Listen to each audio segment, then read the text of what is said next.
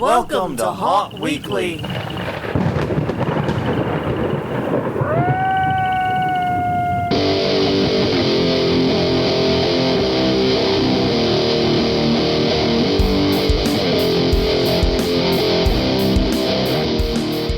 Hello, everyone. I'm Jonathan. I'm Crystal. And this is Haunt Weekly, a weekly podcast for the haunted attraction, haunted entertainment industry. Whether you're an actor, owner, or just plain aficionado, we aim to be a podcast for you.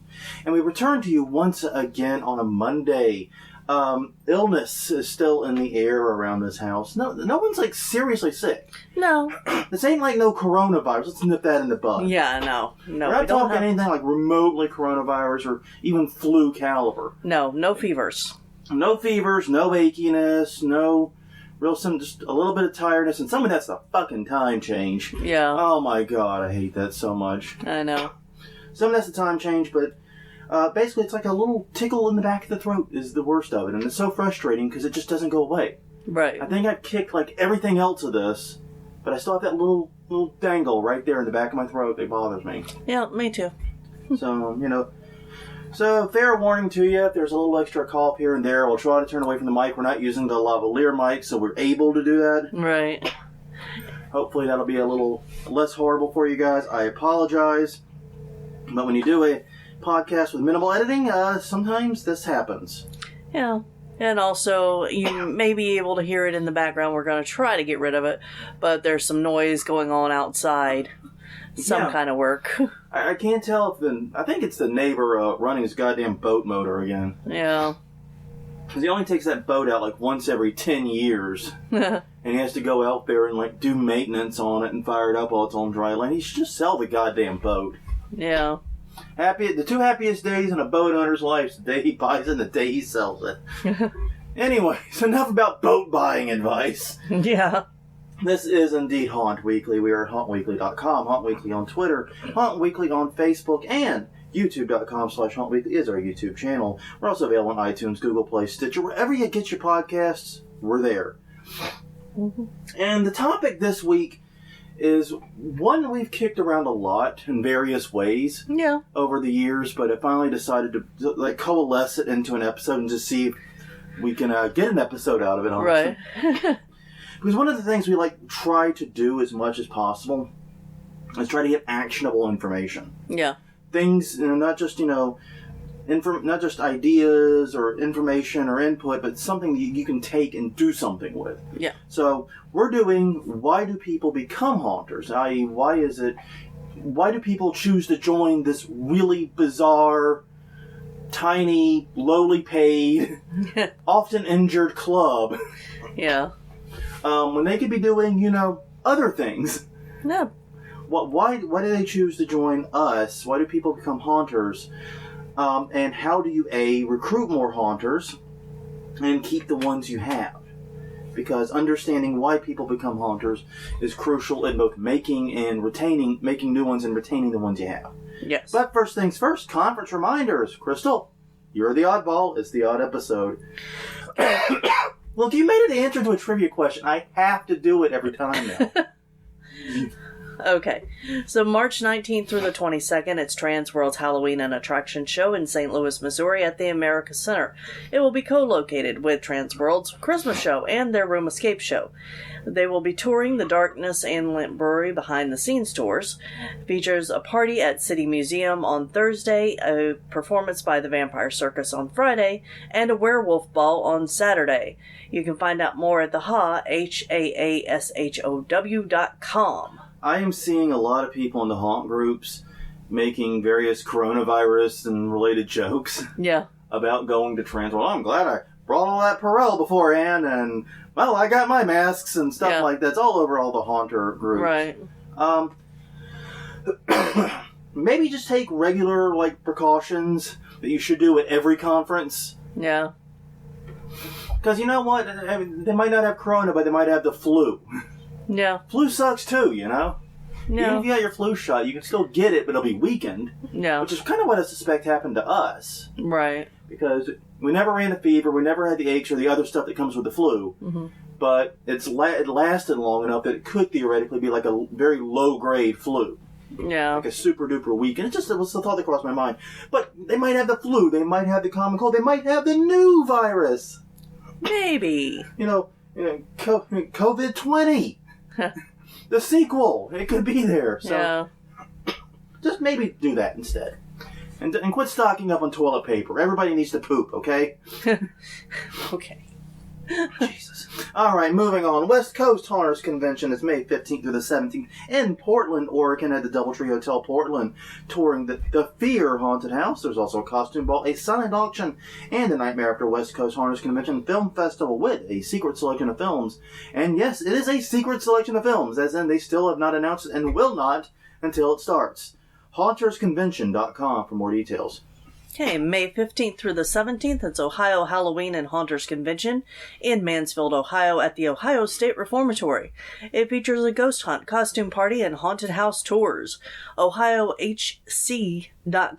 OhioHHC.com. About to say, I think you forgot an H. HHC.com Yes. for more information. For more info, check these guys out. They're nice. Yes, they are. They are wonderful. If you were in the area and able to go, please do. We are intending to go next year if they're able to have it again. Mm-hmm. All right. After that, June 26th through the 28th, it's Michigan Haunt Fest at the Oaks Campground in Munich, Michigan, featuring demos, make and takes, camping, and more. Looks like a fun couple of days. Some of the proceeds will benefit the local Humane Society. MichiganHauntFest.weebly.com is the site for more information. Reminder to everyone, if you are planning on camping at this, please get your camping reservation ASAP. The ticket to the conference does not guarantee a camping spot. Right, and going back in time, June 5th through the 7th. Ooh, I skipped one. You did. Dang it. It's Midwest Haunters Convention. Hey, I am surprised that does not happen more often. Yeah. Like, damn, we have a short list today. No, Jonathan, Yeah. I got confused. Yeah. It all felt so familiar. Yes, it does. Dude, please finish up for me. Okay. June 5th through the 7th at Midwest Haunters Convention in Schaumburg, Illinois at the Renaissance Schaumburg Convention Center Hotel, touring Abandoned Haunted House, Disturbia, and Evil Intentions. It also features a costume party and a kids zone. MidwestHauntersConvention.com for more on that. Yes, my apologies to the Midwest Haunters Convention for skipping you on accident. Thank you, Crystal, for the save and the pickup. Yep. I have no idea why that happened. It happens, though. Yeah, it happens much more rarely than it should, given the chaos of our notes. Yeah, because I don't know about you, but I tend to scroll ahead and see what's coming up. And I think that's what I did. I think I Combo. just scrolled a little bit too far ahead when I Yep. was going through. And I thought one was for me, and it happens. Yeah. Quick update about us. Not a lot to add this week. Like I said, we've been dealing with illness. Yeah. Like I said, not a coronavirus thing. It's just very boring illness, actually. It's, you know. And honestly, even if we did have corona, you can't get it from a podcast, so what do you care? No. But no, and also, we're pretty much home quarantined anyway, so... No. You're looking for work, and Ellie and I work from home. Yeah. Yeah, we are spending a lot of time here. Yeah. Well, I did have a show this weekend. Yes, you so. did. Yeah, and that's worth mentioning. You had a headdress show on Saturday. A local burlesque convention was in town. Right. You did a show there. You did very well. Yeah. Ended up being a very rewarding show. And it was like a lot of these shows in which you hang out there for 6 to 10 hours or whatever. Right. And make all your fucking money in 15 minutes. Exactly. Yeah. That's exactly how it is. Like, those 15 minutes right there, the hourly rate for that 15 minutes would be ungodly. Right. It'd be like over, it'd probably be well north of $1,000 an hour. Right. But the rest of it, it's a little bit rougher. Yeah. But yeah, so dealt with that. And we went to a festival a little bit yesterday. Roamed around. That was kind of fun. Yeah, Los Islenos. Yeah. I have not found El Diablo of La Rosado. Anyway, I searched for it. we learned of a new Diablo/devil legend while we were there today. Yeah, Because Los Islenos celebrates the Canary Islanders, right. who were brought to the region under, I guess you would say, false pretenses. Yeah, and something It's to do with... it's a complicated story. Yeah. But a whole bunch of them were brought to the St. Bernard area, which is just outside of New Orleans. sort of homestead, and their descendants continue that try to maintain the traditions today, and they have a whole heritage museum and things, and every year they do a festival. Right. Which one we went to. Yep. So yeah, we don't have a lot of haunt stuff going on, but I gotta admit, this is why we have this podcast, to keep us thinking about haunt stuff even when we don't have a lot going on in our day-to-day lives. Right. Keeps us focused. Yeah. Okay. Now, all that being said, we have talked a whole lot on this podcast about the kinship between haunters. Yes. I think that's something we've repeated amply, and with good reason, because we are strange animals, we haunters. Strange birds. Yeah. Yes, out of everything in the world that we could choose to do, we choose to scare the crap out of people. And we choose to bloody ourselves up. We choose to put on ridiculous costumes. We choose to put ourselves in uncomfortable positions for the purpose of surprising someone. Right. You know, and so on and so forth. And it's always interesting to me, and it's something I've noticed, is when you are a haunter, and you're among other haunters, you're a haunter first. Yeah. Like, yeah, we have diversity issues in the haunt community, don't get me wrong. Right. We definitely can do more to be inclusive to certain groups. Right. But from, like, but in many ways, the tradition of haunting has been one of being a safe space for a variety of people that maybe don't have a home elsewhere in society. Right. Going back to the 70s and so forth, haunted attractions and haunt families were safe spaces for LGBTQ people. Right. And that was one of the places where they could be accepted, find that family, and have a home, at least for a season, among people who accepted them simply because they were a haunter. Yeah, and I think that being able to have that space that anybody can join actually helps to overcome some biases that people may not have realized that they had. Yeah. Or maybe they did realize it and it changed their mind, to work next to somebody that wasn't like them. It's like I said, we could definitely do more to be more inclusive to certain groups. And there's definitely work to be done, but the history of haunting, and even the present of haunting, is still a wide variety of people coming together under one banner. Yes. But yeah, this raises the question, a very simple question. Why do people become haunters? What makes a person become a haunter? Why do we choose this? Right. For ourselves? I mean, and think about it. I mean, there's a lot to... I mean, we did our whole thing about what things that we hate about being haunters. Right. But even just, like, broadly, even if you take out a lot of that home haunt stuff that we deal with that's special to us... Right. Even if you're just an actor in a haunt, I say just an actor, like it's some minor thing. Even if you're an actor, it doesn't build the haunt or work on it or operate the haunt. You're still doing a lot of hard work, both physically and mentally. Yeah, yes, it takes a toll physically, definitely. It's always interesting because, people always... I've heard people say things, oh, come on, you're only open for, 4 hours a night or whatever, 5 hours a night or whatever. You can't be that tired. Yes, you can. Yeah. It's exhausting. Halloween night, we are technically only open for 3 hours. Right.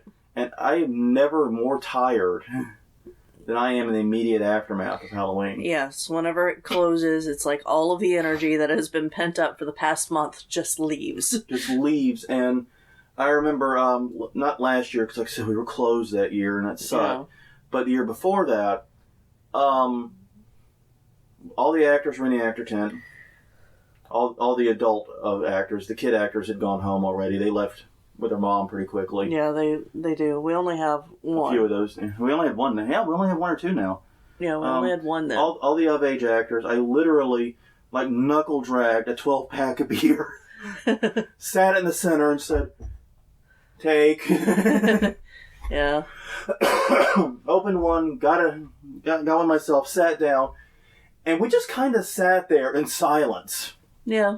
Sipping beer for 5-10 minutes before people finally started talking and sharing stories. And that got the energy level back up a little. Right. But there's nothing more exhausting than I can think of than a busy night at a haunted house. No. But yeah, a lot of hard work. The pay is terrible, if present at all. I mean, a lot of charity haunts and so forth don't pay. And there are people like us that actually pay money to be haunters. Right. We spend money, we lose money every year. This is a loss for us. This is an expenditure. Yeah. And the other rewards are limited. You are only going to be doing this for a few weeks out of the year tops. Yeah. Only a few nights per week, most cases, and only a few hours most nights. Right. You can literally be working on something all year. It's kind of like Mardi Gras. Yeah. Working on something all year that you only showcase a few times. Mm-hmm. So, no matter how much you love it, the rewards for doing it are often very limited. So why the hell would anyone choose this? I don't know. It's a valid question. It is, and whenever you look at it stacked up, all the things that go out of you as a person and financially into being a haunter, especially a home haunter, it doesn't make any sense at all. And one of the things that I find interesting, like, for example, my other hobby is lockpicking. Yeah. With much less money than I've ever spent on haunting. Oh, yeah. Much, much less physical labor. Yes. And not very much time really dedicated to it in terms of, like, years doing it. I've learned a real skill. Right. That I may be soon parlaying into a second career or a new career for me. Yeah. And, it might be something I'm actually making money and, benefiting my overall life through. No. Haunting has kind of the opposite impact. I spend more money, more time, and just get broker on the other side. More broke. Yeah. And even the people who run pro haunts, even the people who own pro haunts, if they took the skills that they have into another field, they could probably make more money. Yeah. In almost every case. There's very few people, I think, that make the maximum amount of money they could in the haunt industry. That is a top tier kind of thing, yeah. Yeah. You know what I mean? I think, like, if, for example, if you take the owners of some of these haunts, if they launched a different company using the skills and the management organization that they have, they could, be making far more money, even if it's a big haunt. Yeah. But anyway, so why would I'm really getting down on haunting all of a sudden? Holy crap! No, that wasn't the goal. I promise. Oh my god. But anyways, so we're gonna look at why, in spite of all these drawbacks, people choose it. Mm-hmm. And this is my experience and your experience too. Yeah. And talking to other haunters, the things we've noticed that really unify us and bring people into haunting and get people to stay in it. Right. And element one, and I think this is the most important. Oh, well, me too. A creative streak. Yeah. Yeah, because more than anything, haunting's creative. Yeah. I mean, we do everything. We build stuff. We paint. You act. No matter what role you do, Yeah. what role you play, if you're just building the haunt, if you're acting in the haunt, yeah. If you're designing the haunt. If you're making costumes, you're doing makeup. You're building scares. Yeah. Working in pneumatics, working with Arduinos, whatever. Yeah. It's all creative stuff. That's the thread that goes through all of this. Yes. Now, there is a business side of it Oh, that's like bookkeeping and stuff. That's not the part we're talking about. That's very important for the business side. I don't think anybody gets into haunting so they can play account.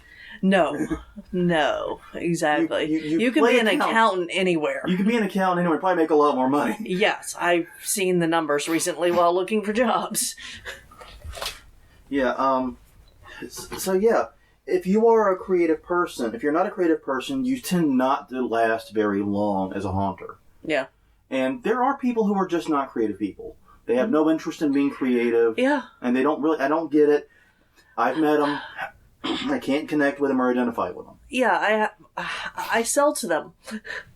That there was someone that came up to the booth Saturday. She's like, I have no creative bone in my body. This is beautiful. I want this. This is mine now. How much would you charge me for a custom order because I have to have more bling on it? Well, this is the price. Here's my contact information. But, she's not the first person that I've met that doesn't know how to be creative. Yeah. And you know what? That's fine. Uh-huh. There's plenty of other things you can do with your time in your life. Oh, yeah. I mean, it's not a knock on you. But here's the thing. you know, as a haunter, we need every creative type, right? Yes. You need painters, you need writers and storytellers, you need actors, obviously, you need musicians, people who can do sound design. Right. You need carpenters and builders, you need crafters of all types, too, costume designers, makeup artists, like you mentioned. You need every creative type. And basically, everybody there's a haunter likes to take things that are in their brain and make them real. Yeah. Whether it's, like I said, a makeup design, a costume, a room, a scare, a character. Right. We like to take things that exist in our brain holes and bring them out into the real world. Yeah. And haunting is a very, very creative outlet for a lot of people. It's a very important one. And one common thread I found, this isn't every haunter, but it is a lot, is that they're very creative people that are not creatively fulfilled in their day job or schooling. Yeah.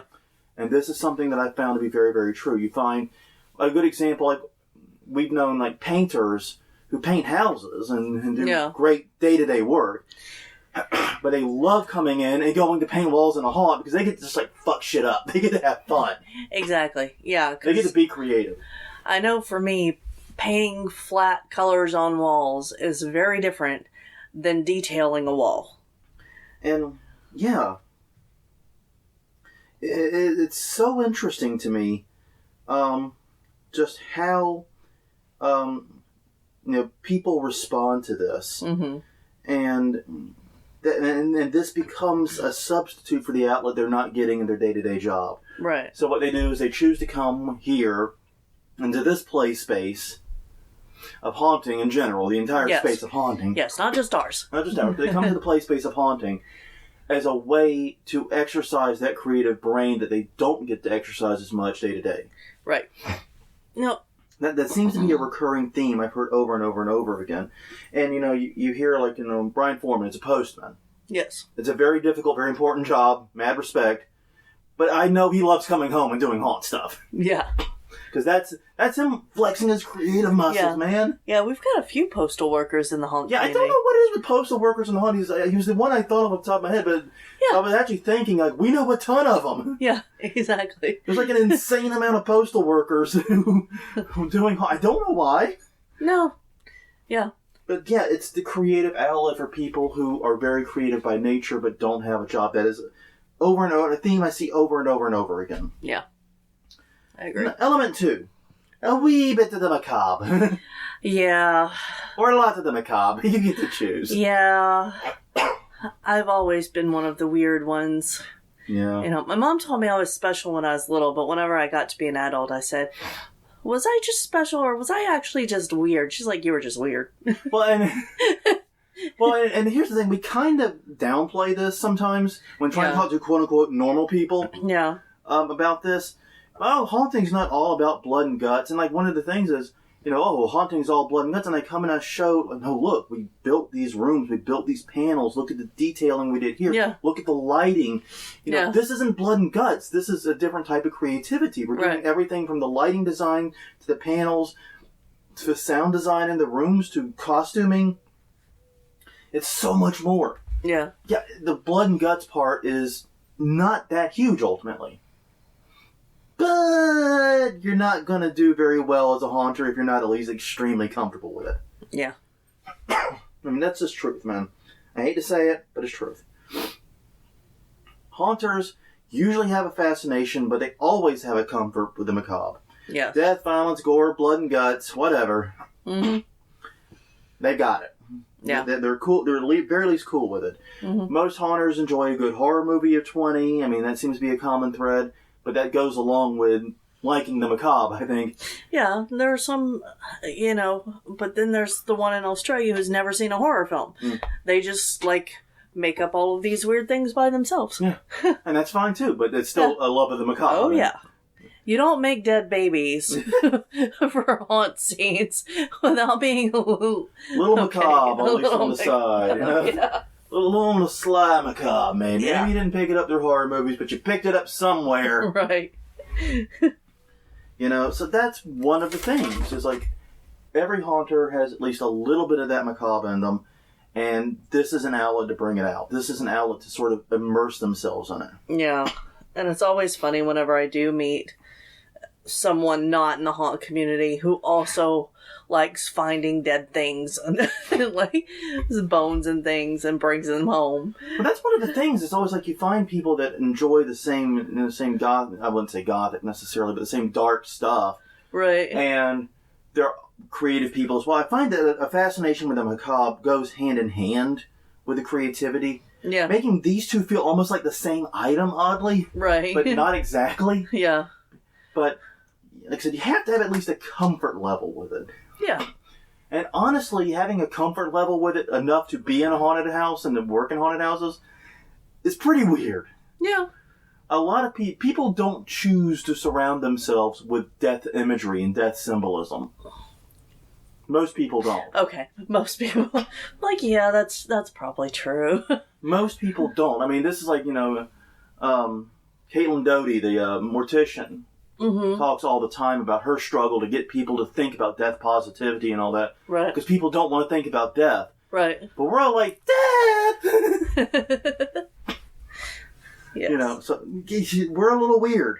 Yeah. And then some of this does come with a little bit of a goth aesthetic. I mean, you go to HauntCon or Transworld, there's a lot of black. There is, and there's also... but I don't know if I would call it goth.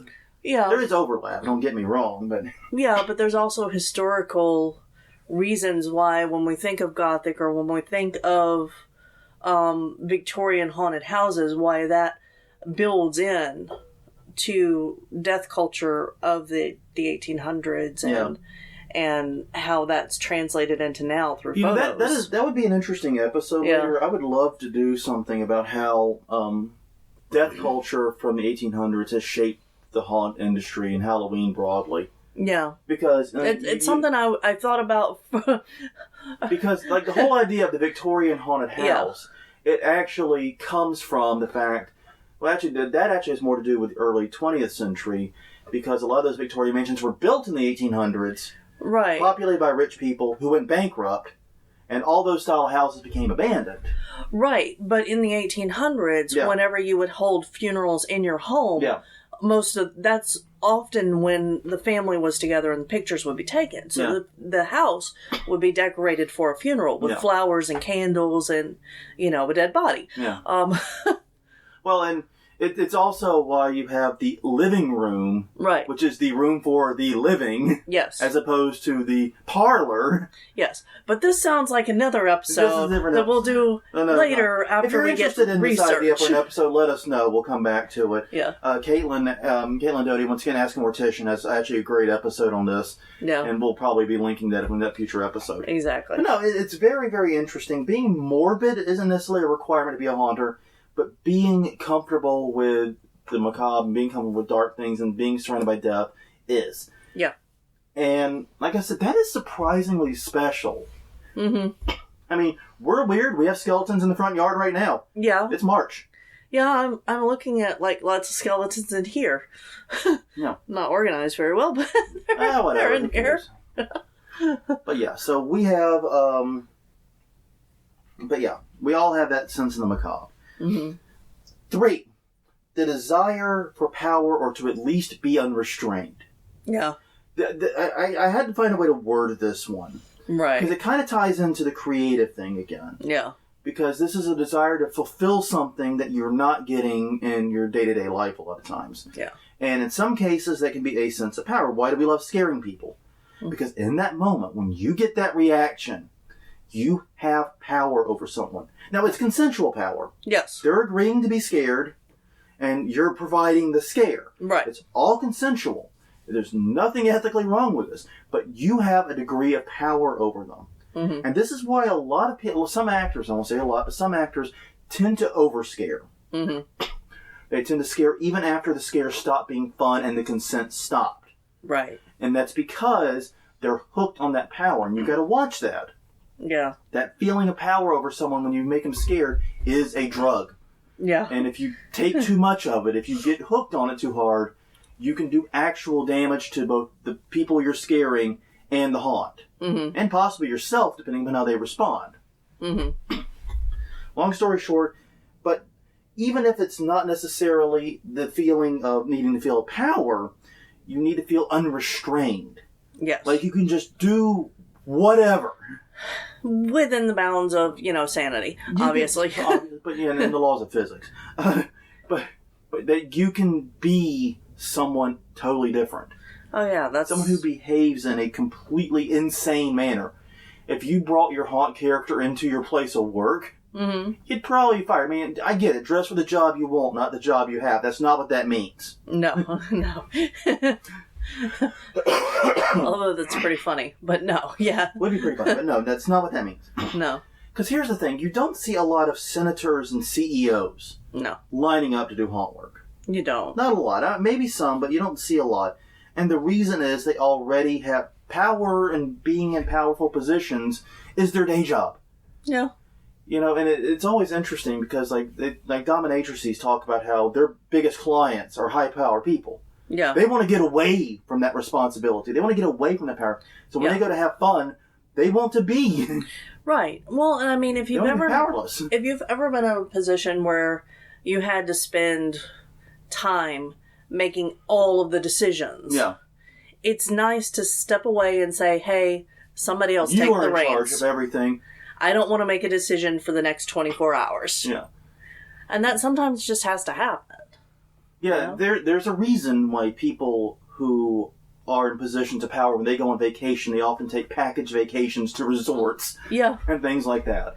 Where everything's planned for them and they don't have to think about a goddamn thing. And why when you and I go, we're like, okay, nothing's planned. We have the whole world. We get to make decisions on where we're going.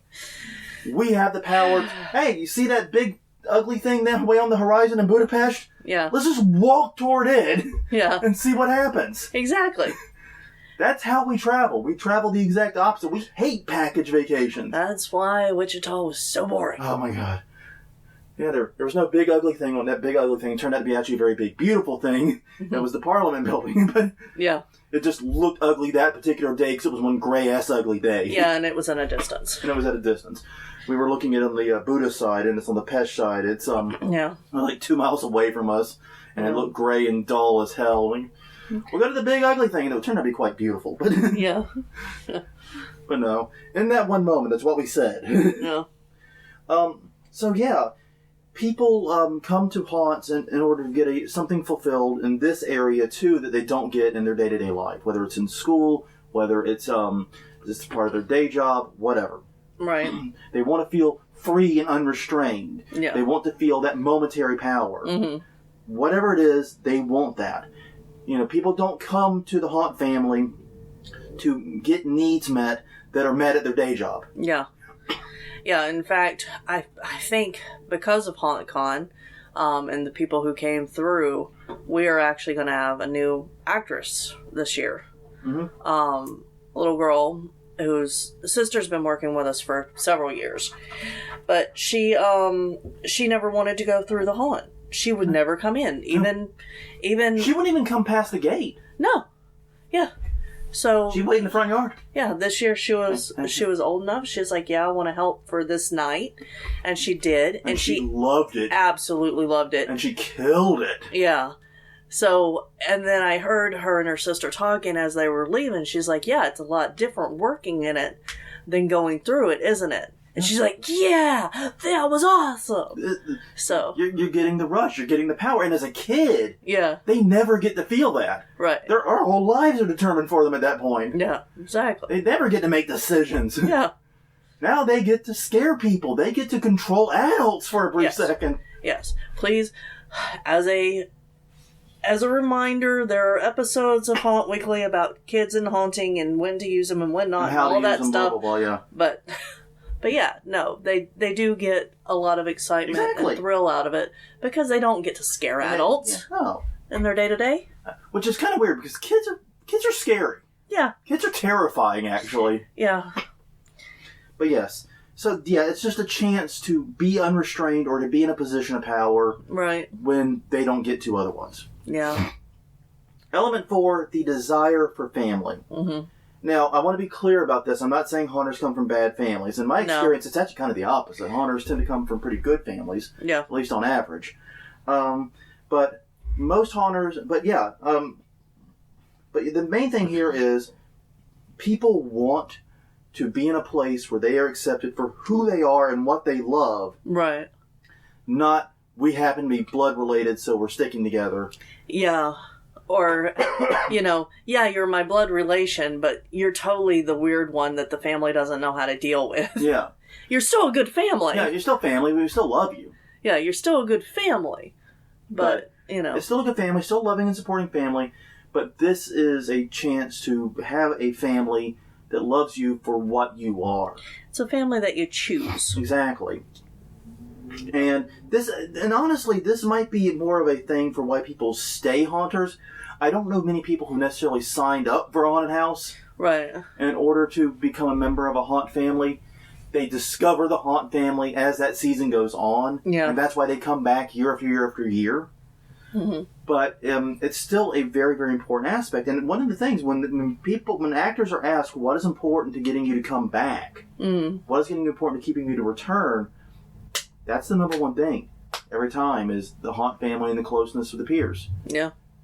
The fun of scaring, all that actually comes in second. It's the family aspect that gets people coming back. Yes.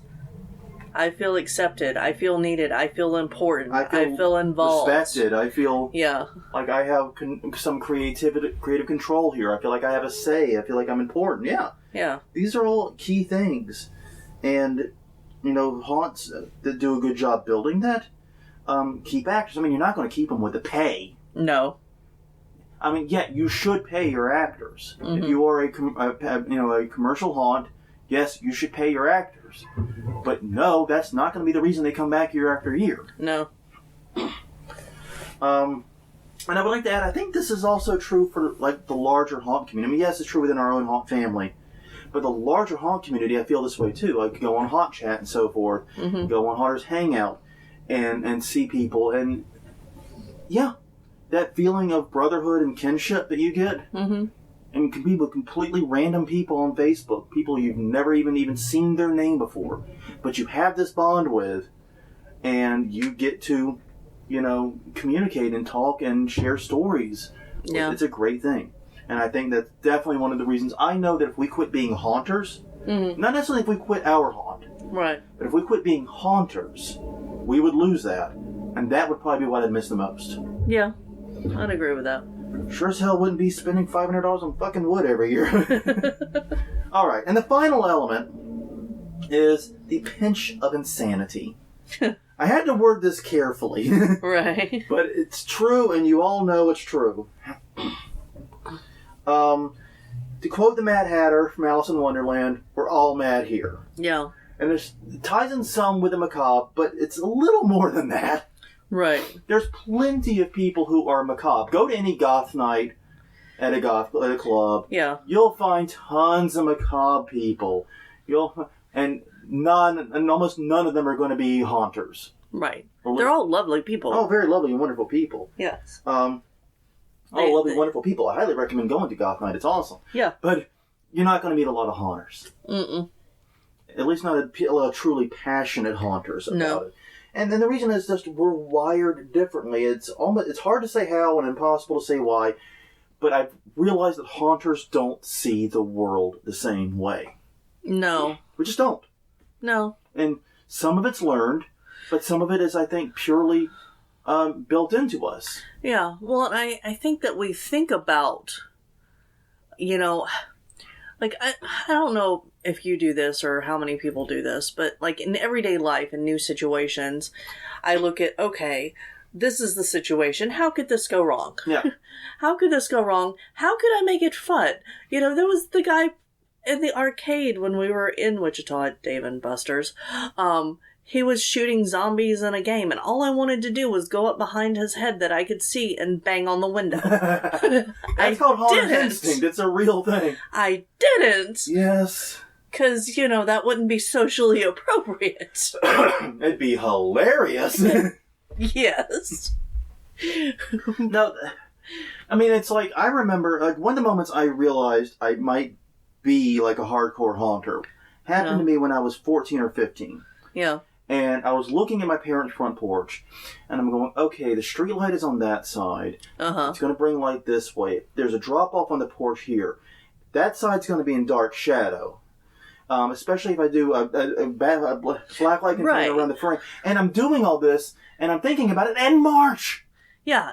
You're mapping out your scare in March for Halloween as a kid. As a 14 or 15, as a teen, and it's like, it's crazy because, and that's when I realized, whoa, normal people don't have these thoughts. Yeah. We're always looking at the world as if it's a haunted house. Yeah. And always sort of, and like you said, seeing scare opportunities and trying to restrain ourselves from taking them. Right. But it's like you slip into that T-1000 vision from like the Terminator. Right. Scare opportunity. Yes, exactly. And you're honing in on it. We do that. Haunters all have that instinct. All see the world that way. 24/7, 365. And it's not normal, guys. It's flatly not normal. You're not supposed to do this.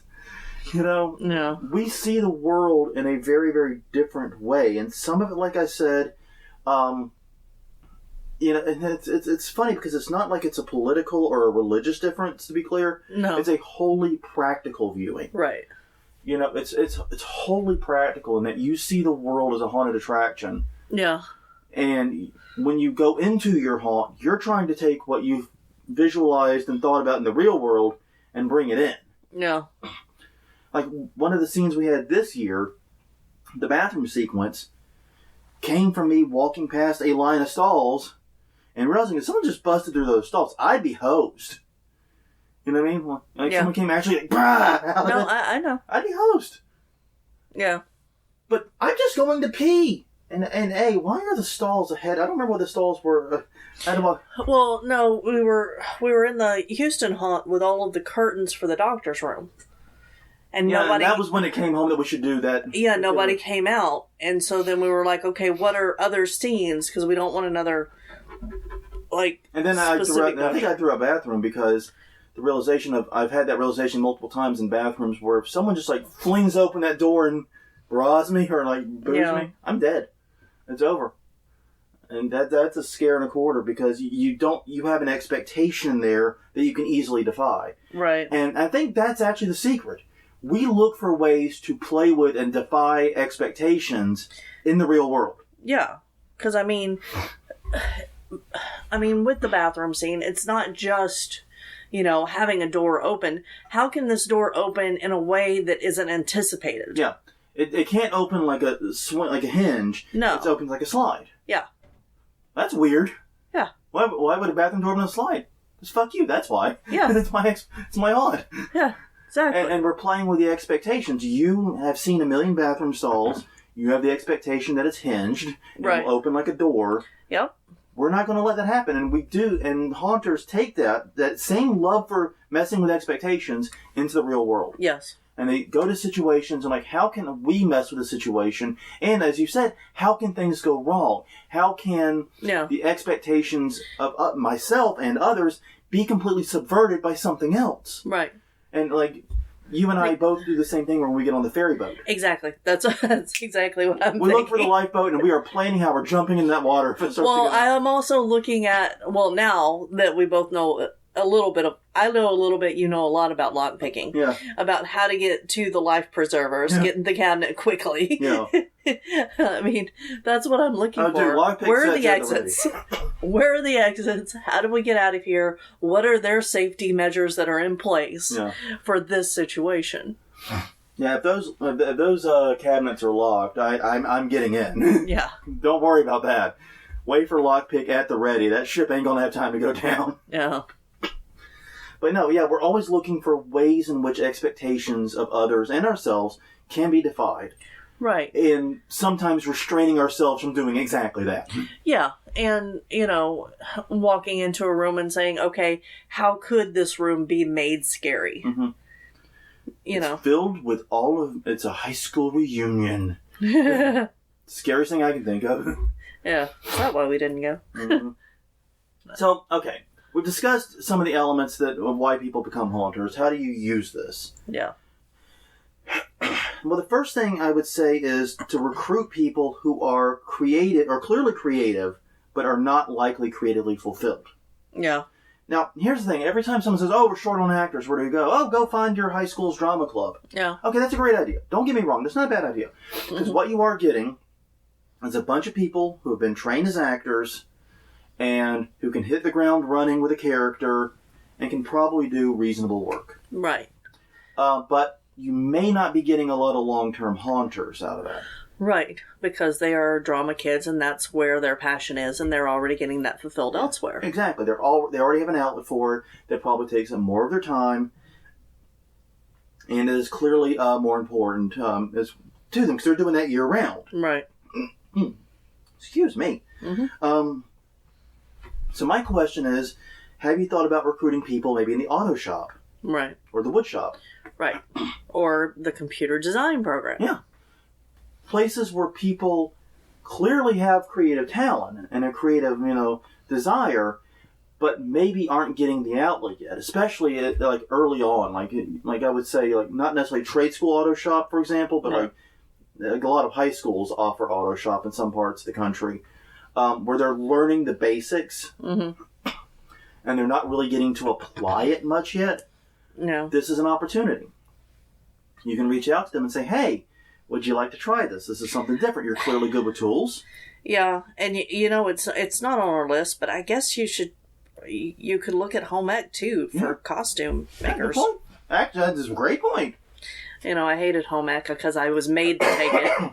I was a girl, so I had to take home ec. Yeah, I home ec has a lot of complications. Yeah. But it still does exist. And yeah, you will find some creatively unfulfilled people there. Yes. You will find no shortage of them. So, yeah, and that could have been the place you recruited Crystal. All those. Probably, yeah. Been the easiest place to do it, too. So just think about that. Hey, I've noticed that all of your sewing projects for this class are Halloween themed. Yeah. Because they were. and so why not offer that? Why not extend? Why not?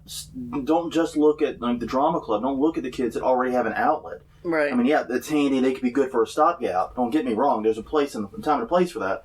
But if you want to build long-term people, finding those that need a creative outlet and are starving for one, right? That's where you got to go. Yeah, and you also have to give them a good haunt to play in. Yeah, a good space. Exactly. Because I know it always hurts my heart a little when we go through a bad haunt and see someone working their ass off.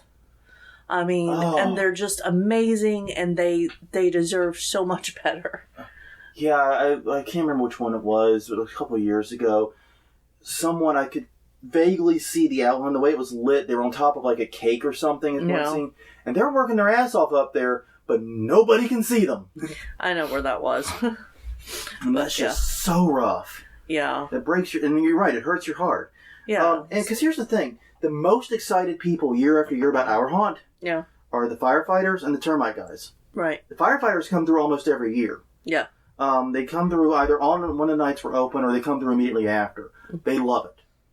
They got a very difficult job. It does have a lot of creativity and problem solving, but they get so excited about the haunt, and we have had firefighters work in it for that very reason. And the termite guys love it too. Mm-hmm. Once again, a difficult, hard-working job, very important. Does have a lot of problem solving to it, but clearly they enjoy the unusualness and the play and that element of it. Yeah, they often send the rookie. Yeah. So yeah, my advice is, like you said, recruit people who have jobs and activities that indicate they are creative, and are used to and comfortable with hard work, but may leave them open to more creative exploration. Yeah. It may leave them unsatisfied creatively. And there are some obvious places to look too that, like mortuaries, because the girl we met the other day at the show, she would be great in a haunted house. Yeah, I mean, she would be. But she might also be getting her macabre fix and her creativity fix already, so I don't know. I'd have to ask her that. Yeah. I don't know enough about mortuary work, honestly. The second thing is to focus on the haunt family. This seems to be a recurring theme of this podcast and elsewhere, but the haunt family is super important. Basically, go back. We have Japes listed as a guest on the hauntweekly.com. He's done a bunch of episodes with us, and all of them at least touch on this. Yeah. In some capacity. Haunt family is what keeps people coming back. It's why people invest in being haunters long term. Be careful, it can become toxic. We saw that with Field of Screams recently. Yeah. That it can turn toxic, but it can be very, very beautiful too. Yeah. And finally, and I think this is the one that we have to focus on as an industry a lot of times, because and the Facebook groups typically have done a good job. Mm-hmm. By saying things like no politics, nothing not haunt related, Right. keep it on target. This isn't, a bulletin. This isn't, 4chan or something where you just post any random crap. Yeah. Keep it on target, basically. But remember what unites haunters. You're going to get a diverse bunch of people. They're going to have different ideologies, different faiths, different socioeconomic backgrounds. You're going to get people from a variety of backgrounds, like I said, and focus on what brings them together. Focus on why they're there. Encourage the creativity. Encourage that freedom of play. Encourage the feeling of power. Give them that space that makes all that possible. If you focus on that and focus on the other elements that unite and remove people who try to insert divisions, Right. that latter part's important. It is. Once again, Japes, the episode about cancerous actors. Yeah. Very important episode. He talked about how you have to get these people out immediately because they will fracture your haunt family in ways it can't recover from. Right. And we found that to be true. I mean, that was one of the hardest decisions we made, was losing 5 people. Yeah. Because of the mentality that they just weren't right for our group. No. And they were posting they were saying and engaging in extremely divisive, we'll just say divisive, we'll be polite. Yeah. It means I'm not calling out what it was. Yeah. Stuff that was would have been considered anti some of the people in the goddamn haunt. Yeah. Yeah. So, So yeah, and they were doing this on their open Facebook page. Yeah, and there's so much Facebook friendness there that everyone overlaps.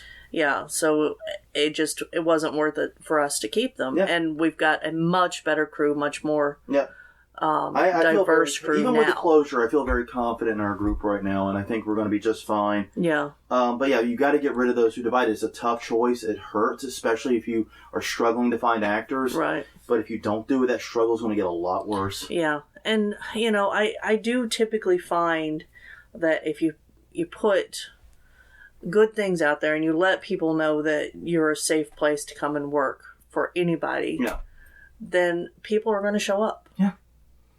People, I mean, it's like I said, it comes down to people want to have things that they are not getting in their day-to-day life. Yeah. Haunters are creative people who, for whatever reason, aren't getting their creativity fulfilled in their day job. Maybe they are working a creative job, but they're just so out there creative. Yeah. Or they need a different creativity. Well, I mean, it's like you write for your day job. Yeah, but it's not it's that creative? Not the kind of writing I do. I do journalistic writing. It has a creative element. Exactly. It kind of tickles the creative itch. Yeah. But it doesn't quite, push me all the way over. Right. That's why haunting is there. That's why I have that as a freeing. And it's also a chance to do a very different type of creativity. Yeah. So, finding creative people who may not be fully creative fulfilled and need another outlet, need either an outlet or another outlet, is one of your first steps. Yeah. And, of course, you got to find them that are cool with the macabre. You got to find people that have that little bit of weirdness in their brain. No. That causes them to seek to defy social norms and expectations. Yeah. It's like when I'm at a doctor's office and I'm waiting in the room, and they knock on the door, and I'll shout, "Come back with a warrant." Yeah. Yeah, they don't know how to deal with that. It's actually a lot of fun. You should try it sometime. Yeah. But anyways, you find the right people, even if they don't know they're haunters, they very quickly become them. Right. And then they stick around a long time and become really good at it. Yeah. Well, that's all for this week, folks. Thank you very, very much for spending the damn near past hour with us. Hope some of this was interesting, engaging, or useful. This has been Haunt Weekly, episode number 223, about why people become haunters. You can find more of our content at hauntweekly.com. We're Haunt Weekly on Facebook, Haunt Weekly on Twitter. YouTube.com/HauntWeekly is our YouTube channel. All the previous episodes are there and should be very easy to access if you need to. You can also find us on iTunes, Google Play, Stitcher, wherever you get your podcasts. We're pretty much there. Yep. Until next time, I'm Jonathan. I'm Crystal. And we're back with episode 224, which is divisible by 4. And that means it's time to do The news. We'll see you next week, hopefully with some good news. I really haven't seen what's going on. I can't give you a preview. Really should have done that before I came in here. But oh well. We'll know next week. See you then.